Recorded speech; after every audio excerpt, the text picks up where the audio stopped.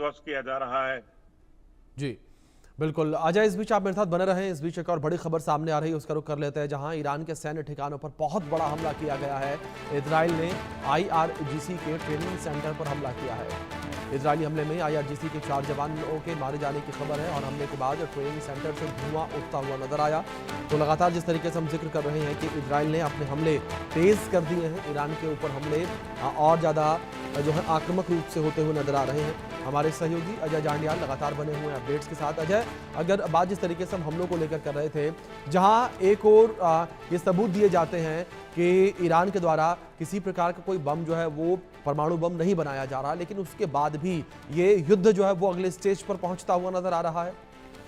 देखिए, अगर इजराइल जो है वो न्यूक्लियर वेपन नहीं बना रहा होता तो शायद अमेरिका और इजराइल इस तरह का हमला जो है वो ना करते, क्योंकि मोसाद जो है एक दुनिया की सबसे बेहतरीन जो खुफिया एजेंसी मानी जाती है। ऐसे में उनके इनपुट जो मिले थे और उसके बाद अमेरिका ने इस चीज़ की पुष्टि की, जिसके बाद इजराइल ने ये हमले किए। तो ऐसा नहीं है, मगर इजराइल उसे हालांकि ईरान और उसके बाद रशिया भी जो है कह रहा है कि ईरान ने कहा है कि वो कहीं भी न्यूक्लियर हथियार बनाने की तैयारी में नहीं था, मगर कहीं ना कहीं पुख्ता सबूत मिलने के बाद ही इस तरह की कोशिश की गई और इस वजह से उनको निशाना बनाया गया है।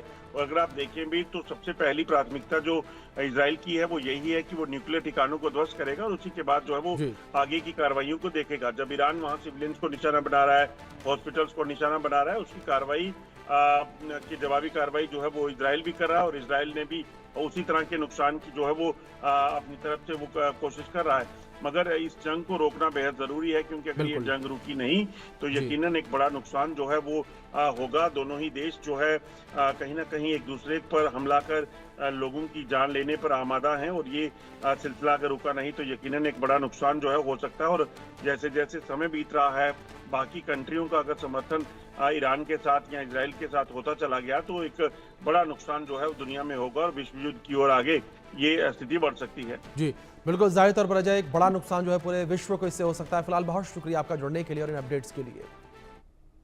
चलिए बुलेटिन में आगे बढ़ते हैं, बात करेंगे भारत के नए